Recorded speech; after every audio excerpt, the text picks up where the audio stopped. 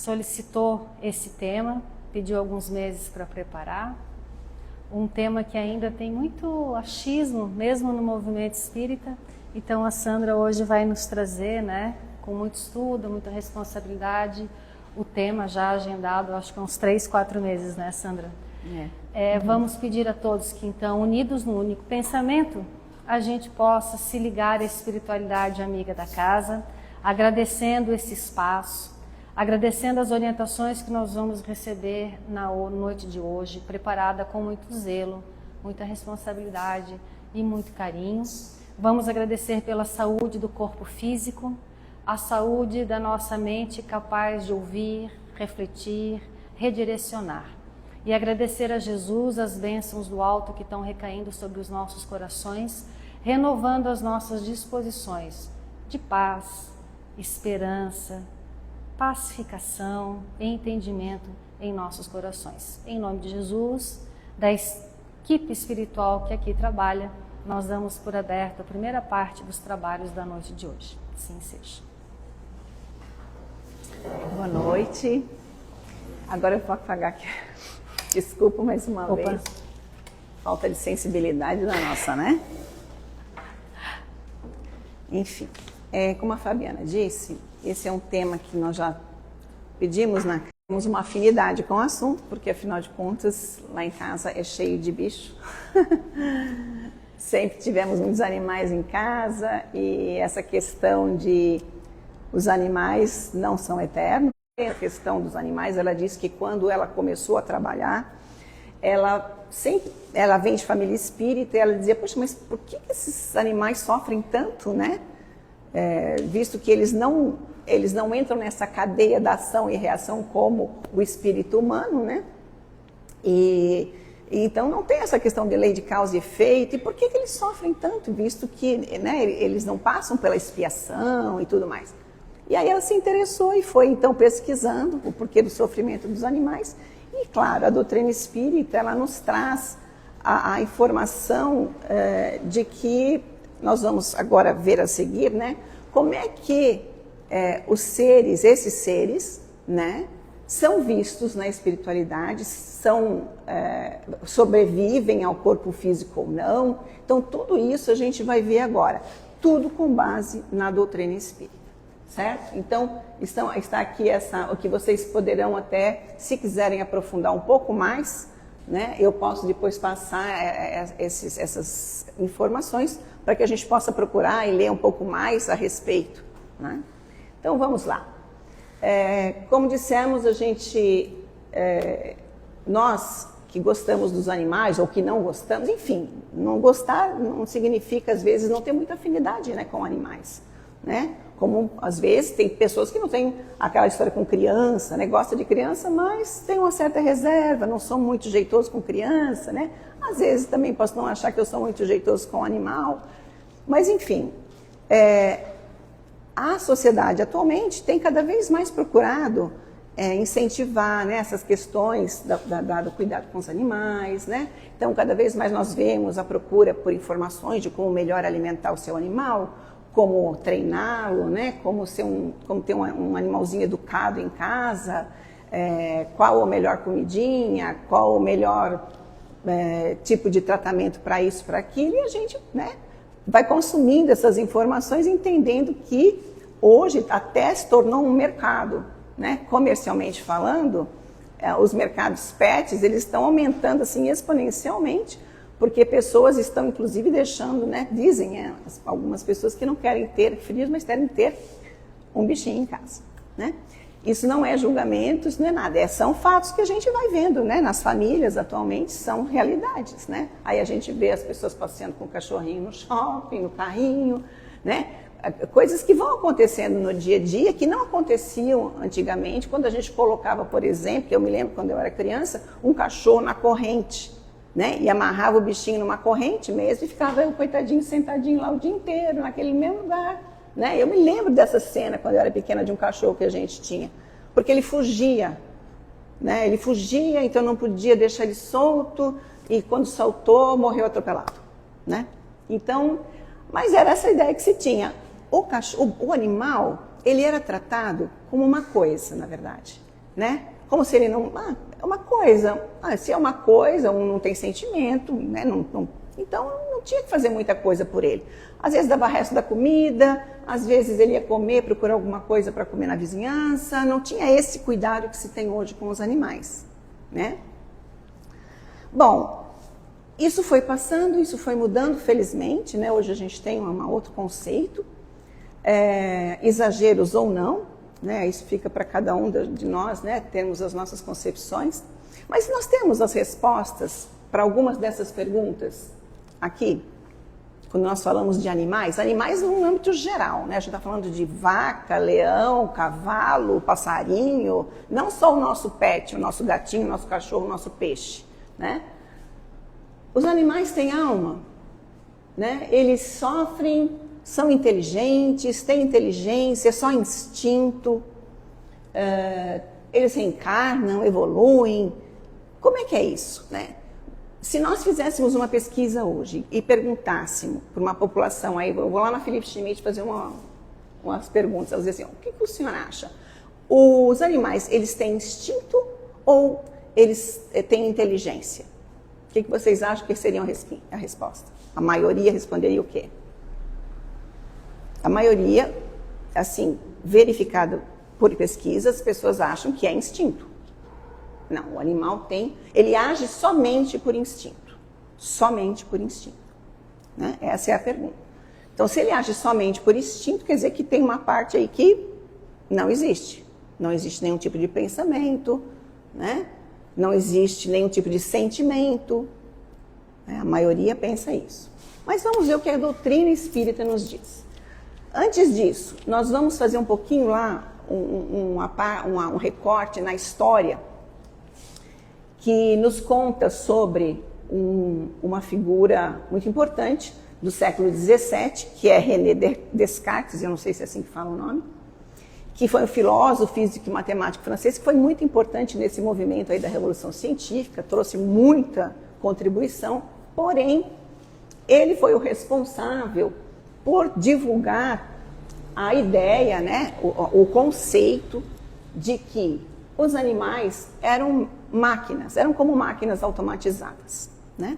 Portanto, essas máquinas não eram sensíveis a nada, eram insensíveis, eram movidas apenas por instinto e que deveria se desconsiderar qualquer tipo de som ou de algum, né, ruído que esse animal pudesse emitir, como gemido, como uivo, como um lamento, porque isso deveria ser considerado como um barulho de uma roda de uma carroça.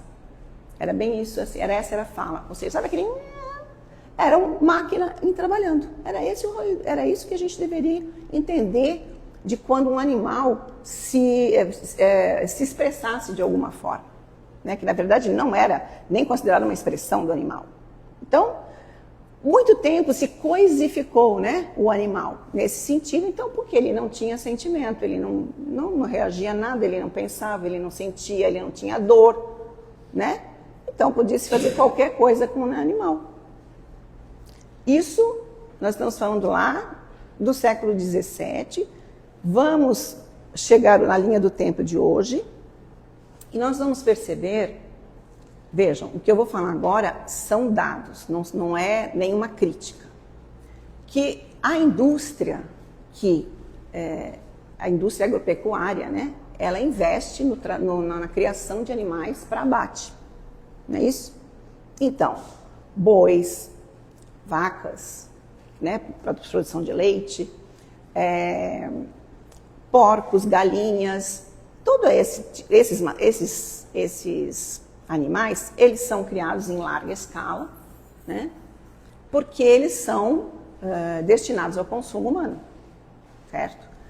E da forma como eles são tratados, não é muito diferente dessa época aqui, porque se nós formos, né, nós não vamos entrar nesses detalhes, mas se formos a frigoríficos, e aí essa doutora Hervênia Prado, que eu cito aqui, que eu consultei há muito tempo, que eu consultei nas obras dela, ela como veterinária, ela ia fazer as inspeções e ela relata casos dos frigoríficos, né, do ambiente, de como os animais são, né, sacrificados.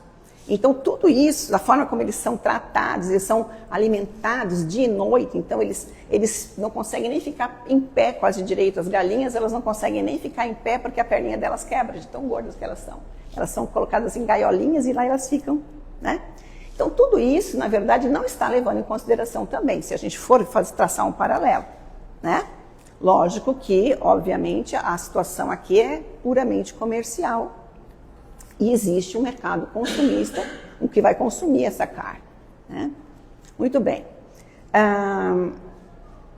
Quando a gente fala da vaca, por exemplo, a vaca ela é criada para a indústria do leite, certo? Mas o que é que se faz com a vaca? Para ela dar leite, ela precisa ter o bezerrinho, ela precisa ter o filhote dela. E o que acontece? Quando o bezerrinho nasce, o que eles fazem? Tiram o bezerro da vaca para ela poder produzir o leite. E isso, né, nos estudos causa, né, será que causa algum problema entre esses seres que se você separou aqui e essa mãe que ficou lá? Então, todos esses são detalhes, né, que a doutrina espírita, ela vai nos fazendo pensar. Não existe nada assim escrito aqui que eu possa dizer, pelo menos eu não encontrei ainda, algo que diga assim, olha, tal coisa não pode fazer. Não, a doutrina espírita não diz isso. Ela nos faz refletir a respeito de assuntos, mas não que a doutrina vai dizer isso é certo, isso é errado. E esse é a grande diferencial da doutrina espírita, porque ela nos dá informações que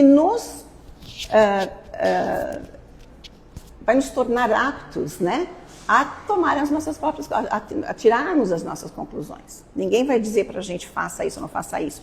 Coma carne, não coma carne, né? Não existe isso na doutrina espírita.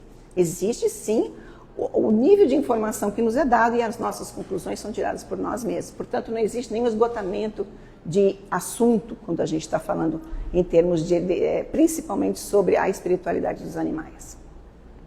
Muito bem. Vamos ver o que a doutrina diz. Lá no Livro dos Espíritos. Gozam de livre-arbítrio os animais para a prática dos seus atos? A gente fala muito de livre-arbítrio, né? Do que a gente escolhe fazer, não é assim? E olha lá, os animais não são simples máquinas como supondes. Contudo, a liberdade de ação de que desfrutam é limitada pelas suas necessidades e não se pode comparar à necessidade do homem, tá? Sendo muitíssimo inferiores a este, não têm os mesmos deveres que ele. A liberdade possuem, não é restrita aos atos da vida material. Então, o que é que os espíritos estão dizendo aqui? Eles têm, sim, o livre-arbítrio, porém, limitado às questões da sua vida material, às suas necessidades materiais. Então, ele come, né? Ele se alimenta, ele tem fome, ele vai procurar alimento, né? Ele tem sede, ele vai procurar água, ele vai caminhar, ele vai se movimentar, ele vai cuidar de um filhotinho, do seu, enfim, do filhote. Ele vai, e tudo isso é circunscrito ao quê? A sua vida material. É isso que ele conhece. E é a partir dessa experiência que ele vai compreendendo algumas coisas, né? Aí ele já entende que se ele passar naquela cerca, ele machuca, ali ele não consegue passar, ele vai tentar por ali, né? E assim por diante. Enquanto que o homem, ele tem o livre-arbítrio de que forma? Para a sua educação moral. É diferente do animal, né? Vamos lá. Continuando. Vamos lá. Animais têm alma? São espíritos? Novamente, Livro dos Espíritos e também a Gênese nos traz o seguinte.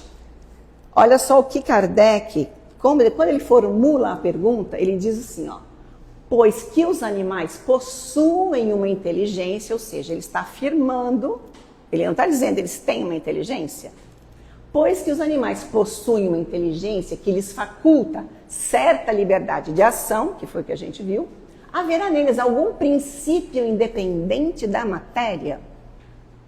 Vamos entender. A gente já viu a resposta ali, ó. Há e que sobrevive ao corpo. Então a gente já está se encaminhando para algumas respostas que a gente tem lá nas nossas dúvidas. Mas que princípio independente da matéria é esse? Né? Vamos de novo, vamos lá na Gênesis, capítulo 3, item 21. A verdadeira vida, tanto animal como do homem, não está no invólucro corporal, do mesmo modo que não está no vestuário. Está no princípio inteligente que pré-existe e sobrevive ao corpo. De novo, princípio inteligente. Princípio inteligente, a gente tem a explicação lá no Livro dos Espíritos, na questão 27, né? Que é lá que nós temos o conceito dessa trindade ou tríade universal. Que nós temos Deus, o Criador de todas as coisas, né? Nós temos o princípio espiritual ou inteligente, que é o espírito, e o princípio material, que é a matéria. Então só existem essas três coisas, certo? Deus, espírito, matéria. Esses são os princípios, princípio espiritual ou inteligente, princípio material. Então, é desse princípio que a gente está falando. Então, olha lá, está no princípio inteligente que pré-existe e sobrevive ao corpo. Corpo é o quê? Princípio material. Então, nós estamos falando do quê? Do princípio espiritual ou inteligente. Olha lá, os espíritos, de novo, Livro dos Espíritos, são a individualização do princípio inteligente e os corpos são a individualização do princípio material. Muito bem. Então vamos voltar na pergunta 597. Existe algum princípio independente da matéria? Que princípio é esse? Se ele está dizendo que há, é o princípio espiritual. Portanto, nós podemos concluir: animais são espíritos? Fica a pergunta, porque é sempre assim, a gente vai chegar a alguma conclusão, né? Mas eu posso contestar também, dizer, não, Sandra, não é isso, aquilo, aí fica para cada um, né? Mas a doutrina nos dá esse tipo de informação para que a gente possa, aos poucos, ir formando as nossas opiniões, né? Muito bem. Vamos lá. Vamos falar de espírito, então, né? Já que a gente não tem muita certeza. O que é espírito? É o princípio inteligente do universo. Tá. Aí fala de espírito, fala de princípio inteligente, fala de princípio espiritual. E aí acho que Kardec, né, quis realmente, acredito eu, né, não sei, porque parece que é sempre uma pergunta repetida, né? Parece que ele está perguntando a mesma coisa, mas ele não está perguntando. Ele quer só confirmar. Espírito é sinônimo de inteligência? Porque uma vez eu falo o princípio espiritual, uma vez eu falo o princípio inteligente, mas espírito e inteligência são sinônimos? A inteligência é um atributo essencial do espírito. Uma e outro, porém, se confundem num princípio comum, para vós são a mesma coisa. Então, eles sempre estão falando de coisas que a gente não entende muito bem, mas o que importa para nós é que a inteligência é um atributo essencial do espírito. Muito bem. Então, que definição se pode dar dos espíritos? De novo, olha lá, mas o que é espírito, princípio, inteligência, universo? Ele pergunta de novo, que definição se pode dar? Pode dizer que os espíritos são seres inteligentes da criação. Povoam o universo fora do mundo material. Então, nós estamos falando o seguinte, que onde há inteligência, há o quê? Há princípio espiritual. Ou vice-versa. Toda manifestação de inteligência, e aí existem várias formas, nós não estamos falando da inteligência somente, né, do nível do homem, vamos dizer assim. Toda manifestação de inteligência está ligada ao espírito. Onde há manifestação espiritual, há também manifestação da inteligência e vice-versa, né? E aí a gente vai entendendo que nos é explicado que esses animais, né, são seres, né, são seres inteligentes, são seres que foram criados e que eles também têm uma progressão, né? Olha lá, a Gênese, vamos falar de inteligência. A inteligência se revela por atos voluntários. Isso é só uma explicação, né? refletidos, premeditados, combinados, ou seja, tem todo um desenvolvimento, né? Tem todo um planejamento para que se desenvolva a inteligência com a oportunidade das circunstâncias. Na presença de uma situação, o ser, né, ele vai atuar de alguma forma, de acordo com as circunstâncias dele. É incontestavelmente um atributo exclusivo da alma. Aí, nesse mesmo capítulo, mais um pouquinho para baixo, nos é dito que se os animais são dotados apenas de instinto, que era o que se acreditava, né? Não tem solução o destino deles e nenhuma compensação os seus sofrimentos, o que não estaria de acordo com a justiça nem com a vontade de Deus. Ou seja, aqui Kardec está nos dizendo claramente que estes seres animais são inteligentes, sim. Porque, caso contrário, eles estariam ligados a uma outra categoria da criação que ficariam lá até, né, naquela teoria lá do Descartes, até que eles, enfim, ninguém chegasse a conclusão nenhuma, eles iam morrer sendo simplesmente utilizados como máquinas automatizadas. Kardec está nos dizendo que não, que eles são seres inteligentes. Né? Vamos ver como é que isso acontece, né? Aqui eu coloquei, gente, essa parte, na verdade, eu coloquei mais como uma informação que eu encontrei, mas que eu não tenho muitos subsídios. Então, mas que existe essa citação, tanto nesse capítulo aqui do Mundo Maior, que o Calderaro, que era um instrutor ali da colônia, né, onde estava o André Luiz, que eles estavam fazendo lá uma visita, e o Calderaro diz assim, ó, a crisálida de consciência que reside no cristal a rolar na corrente do rio, aí se acha em processo liberatório. Por que eu trouxe isso? Crisálida, para quem não lembra, é aquela fase da lagarta, em que quando a borboleta coloca os ovinhos, aí vira lagartinha, vai comendo as folhinhas, ela vai formando um casulo, né, em volta dela mesma, até ela se libertar daquilo e virar borboleta, né? A crisálida é acho que é pupa, se não me engano, uma coisa assim, não me lembro.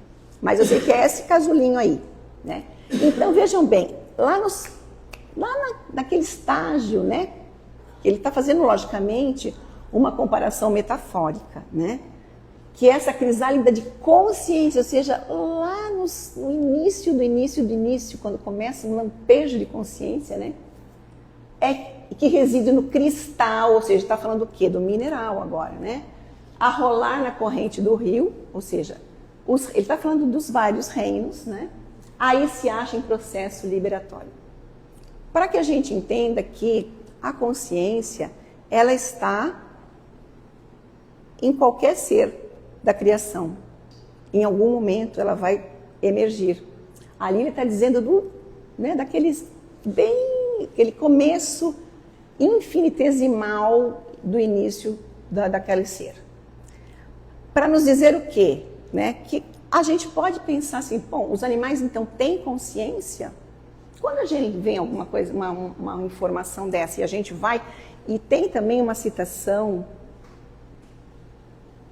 que eu esqueci de colocar, que é do Emmanuel, não vou lembrar, Alvorada, não sei, não, deixa pra lá, não sou boa nisso. Ele também fala justamente sobre essa crisálida da consciência, e também traz essa citação. E são espíritos que vêm nos falar que nós temos confiança, né, que nos trazem dados extremamente importantes para que a gente possa ir atrás dessa informação para destrinchar, porque às vezes a gente tem informações que não são fidedignas da doutrina espírita. Mas a gente está falando de Emmanuel, a gente está falando aqui do espírito como Calderaro, né, que pelo espírito de André Luiz nos trouxe todas essas informações. Então a gente tem segurança em comentar. Então eles nos trazem assim aquelas provocações, eu diria, né? Porque eu não sei, a gente pode chegar às nossas próprias conclusões. Eu, como lido com os meus animais diariamente, que eu vejo coisas que eles fazem, para mim é mais do que certo que eles têm inteligência, sim, consciência, sim, né? Que eles fazem coisas que a gente diz, só, ai, que medo que vai falar daqui a pouco, né? Porque às vezes eles olham pra gente de um jeito e você fala, ui, né? Vou sair correndo que acho que ele vai falar. E então esse pra gente, né? Ir construindo as nossas próprias ideias, né? E também dizer que existem outros relatos na doutrina espírita que nos trazem essa questão lá daquela questão 597, né? Onde existem aquelas informações de que sim, esses espíritos, esses seres, eles são seres inteligentes, eles sobrevivem, né, à morte do corpo físico. Lembram lá na parte 15, na questão 597? Existem várias, como é que eu posso dizer, há vários relatos, principalmente de médiuns como Chico Xavier, como Divaldo Pereira Franco, onde eles relatam situações em que ele presenciou, né? Como, por exemplo, o cachorro do Chico, que chamava Lorde. Tem várias histórias sobre esse Lorde em casos do Chico Xavier. E esse era um cachorro que ficou com a família muitos, muitos anos, né? E quando o irmão do Chico estava para desencarnar, o José, ele pediu para o Chico que tomasse muito conta, né? Que cuidasse do Lorde, né?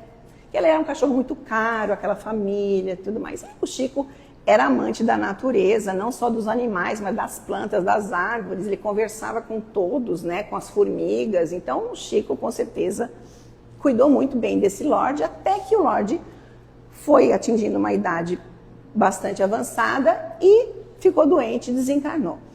E ele diz isso numa carta manuscrita, tá, gente? O Chico escreveu de próprio punho uma carta para Vantuil de Freitas, em 1951, quando o Vantuil de Freitas era presidente da Federação Espírita Brasileira. Ele escreve para o Vantuil dizendo que quando o Lorde desencarnou, ele viu o irmão dele, né, em espírito, o José, vindo acolher o espírito do Lorde, levando esse espírito nos braços, né?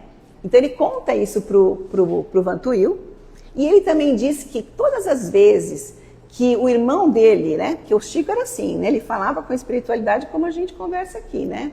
E o irmão vinha ter com ele, né, se comunicava, vinha conversar com ele, vinha sempre acompanhado do espírito do Lorde, né? Então, é interessante a gente saber desses relatos, né, que são relatos que a gente pode confiar, são informações que a gente confia, né? O próprio Divaldo também contou uma vez para a Irvênia, que é essa veterinária que escreveu esses livros aqui, que uma vez, porque ela estava sempre perguntando, né, sobre essa questão da espiritualidade dos animais, e ele diz, tem um caso para te contar, o Divaldo. Ele foi fazer uma palestra em Mato Grosso do Sul, e aí lá ele foi recebido pela presidente da federação lá do Mato Grosso. E quando ele chegou na casa, tinha outras pessoas junto, ele foi entrando, um cachorro pulou nele, pulou assim, né? O cachorro veio feliz, pulou, e ele se assustou, e ele fez, deu um grito, assim, um negócio. Aí o pessoal, o que foi, Chico? Ele falou, não, foi o cachorro, mas não tem problema, tá tudo certo. Que cachorros, Divaldo? Não tem cachorro nenhum aqui? Ele falou, tem sim, aquele pastor que está deitado ali. Aí a presidente, no caso, né, que era a dona da casa, a presidente da federação, começou a chorar, dizendo que ela teve um pastor que tinha, então, desencarnado fazia uns meses, né? Então, pode-se concluir, né, uma das possibilidades de que aquele espírito, por afinidade ali naquele local, pelos laços de carinho que ele tinha com a família, né, ele permaneceu ali no local por um bom tempo. Que é o que eles dizem, que a espiritualidade superior nos diz, que esses animais, quando desencarnam, quando, por merecimento mais nosso, né, existe essa ligação de afeto muito grande com o animal fica com a gente ali um tempo, né? E aí está uma prova desse fato quando o Divaldo relata essa questão do pastor que estava lá, né? Mas os animais, eles não ficam muito tempo, eles não ficam na erraticidade, como se diz, né? Porque o espírito humano, né, quando desencarna, ele fica, né, esse tempo de transição entre reencarnar, desencarne, passa um tempo, né, na erraticidade. Por quê? Porque ele tem as obrigações morais, né? São aquelas questões morais que os animais não têm. Então, por isso que os animais, ao desencarnarem, eles são utilizados, vamos dizer utilizados, não, eles são amparados pela espiritualidade para que reencarnem rapidamente. Eles não têm essa necessidade, né? E não passam por um processo de expiação como o ser humano passa, né? Justamente por não ter esses compromissos morais ainda, né? Nós estamos falando que ele tem uma inteligência, ele tem esses sentimentos relacionados à questão da matéria que ele vive, por enquanto, mas ele não tem ainda a consciência de si mesmo como espírito, que é também o que nos diz o livro dos Espíritos, tá? Ai, gente, puxa, eu preciso correr. Então, só para a gente falar se eles pensam ou não pensam. Lá no mecanismo da mediunidade, tá? O André Luiz nos traz os pensamentos das criaturas. E ele nos diz o seguinte, que as legiões angelicais, angélicas ou angelicais, pode ser angélica, acho que eu escrevi errado, mas existe também. Elas vibram, o pensamento delas, né? Vibram em ondas com raios super ultra curtos. Coisa que o ser humano não consegue fazer ainda, pelo seu estágio evolutivo, né? A mente humana tem oscilações de ondas curtas, médias e longas. E os animais em ondas fragmentárias, ou seja, existe pensamento sim, né? Logicamente de uma forma mais rudimentar, mas existe, tá? Que é o que eles nos explicam. Bom, isso aqui é um texto grande, eu não vou passar. Mas aqui só diz o seguinte, só para a gente entender o que esse livro Evolução em Dois Mundos traz bastante coisa também. E aqui ele diz assim, ó, para a gente falar, será que eles têm sentimento? Porque a ciência já nos diz que sim, os animais são seres sencientes, ou seja, eles têm as experiências e sentem medo, sentem prazer, sentem alegria, né? Eles têm algumas emoções, é isso que a ciência está comprovando através dos estudos com os animais, né? E do lado do espírito, o que nos dizem? Olha lá, como é que eles se manifestam? A linguagem dos animais. O lobo grita pelos companheiros na sombra noturna, o gato encolerizado mostra fúria característica, miando raivosamente, o cavalo relincha de maneira particular, expressando alegria ou contrariedade. A galinha emite interjeições adequadas para anunciar a postura, né, os ovos, acomodar a prole, alimentar os pintinhos ou rogar socorro quando assustada. E o cão é quase humano em seus gestos de contentamento, em seus ganidos de dor, né? Aí a gente vê a espiritualidade nos mostrando quais que são essas emoções e sentimentos, né? Que como eles se apresentam. Não são aquelas máquinas, não são as rodas das carroças, né, gente? Bom, e aí eles vêm nos dizer que sim, que os animais reencarnam, né? Que estão nas questões 598, 99, 601, né? Eles estão sujeitos à lei do progresso, né? A uma lei progressista? Sim, né? E daí vem que nos mundos superiores, ou seja, aqueles que a gente ainda não conhece, onde os homens são mais adiantados, os animais também o são, dispondo de meios mais amplos de comunicação. São sempre, porém, inferiores ao homem e estão sempre submetidos, né, ao homem, tendo neles o homem servidores inteligentes. Nós estamos falando aqui que eles progridem. E esse é um processo muito longo, né? Nós estamos aqui, quantos sabemos nós, né? Quantas encarnações, né? E esses processos não ocorrem do dia para a noite. A gente está falando aqui de uma coisa muito demorada, mas que, né, olha só, a gente vai chegar à seguinte conclusão. Eu vou aqui para essa questão aqui, ó. Dissestes, lá na questão 190, que o estado de alma do homem, na sua origem, corresponde ao estado da infância na vida corporal, que sua inteligência apenas desabrocha e se ensaia para a vida. Então, nessa questão da vida, da evolução do homem, né? Onde passa o espírito, essa primeira fase do seu desenvolvimento, ou seja, essa infância espiritual? Aí olha só o que eles dizem. Numa série de existências que precedem o período a que chamais humanidade. Ou seja, o que ele está nos dizendo aqui? Que nós, seres humanos, estivemos em algum lugar antes dessa fase aqui. Podemos dizer, talvez, que estivemos lá naquele reino onde hoje estão os animais?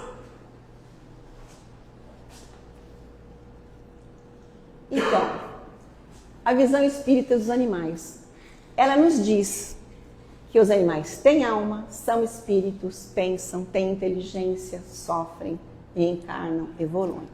Tudo isso dado a devida proporção do tempo. São processos longos. Nós temos que entender que nós estamos falando aqui de muitas fases, de muitos processos, né? Nós não queremos hoje ter o nosso cachorrinho que amanhã vai reencarnar um menininho. Não é isso, né? Nós já estamos falando de um processo da criação, né? Que é muito mais elaborado, existem muito mais processos aí do que a gente possa imaginar, né? E eu vou terminar. Tinha mais coisa para falar, mas enfim, eu vou vir para cá. Ó. Que na verdade é uma frase do Chico que nos faz pensar na nossa responsabilidade, né? Ele nos diz assim, que nós, seres humanos, estamos na natureza para auxiliar o progresso dos animais, na mesma proporção que os anjos estão para nos auxiliar. Vejam, então, lógico, ele está colocando uma distância muito grande, né? Vamos dizer assim, de evolução moral, né, entre nós e os animais, mas olha a nossa responsabilidade para com eles, né? Por isso, quem maltrata um animal é alguém que ainda não aprendeu a amar. Ou seja, isso é uma questão que nós sempre estamos, nós da doutrina espírita, né, nós sempre temos que ter esse olhar, né? Sempre esse olhar para com tudo nas nossas experiências da nossa vida, né? Quando a gente maltratar um animal ou maltratar um ser humano, né? São seres da criação. E aí quando a gente fala, aconteceu tal coisa por causa disso e disso, lembremos, todos nós, por mais por mais, né? Vamos dizer assim, por mais que a maldade ainda impere em nós somos seres que vamos ultrapassar essa fase. Pode demorar algumas encarnações. Pode ser que a gente nem reencarne mais no mundo aqui na Terra, que a gente vá para outros mundos, não sabemos. Porém, nós temos que entender e vibrar por essas pessoas, né? São seres que ainda não aprenderam a amar. E isso é uma questão muito importante para que a doutrina espírita, né, para que os espíritas pensem sobre esse aspecto, né, para que possa, assim, a gente fazer aos poucos, né, promover mudanças. E aí, quando a gente quer uma mudança, a gente não pode responder da mesma forma, com violência, né, atacando, criticando. A gente tem que fazer o contrário.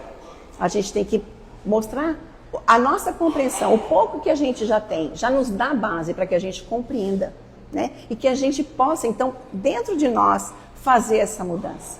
E somente a nossa mudança pessoal é que vai contaminar as outras pessoas, é que vai dar o exemplo, é que vai, né, disseminar essa, vamos dizer assim, esse momento de paz que o mundo mesmo precisa, né? Não só na questão dos animais, né? Vamos dizer, o homem como um todo está precisando muito dessa paz interior.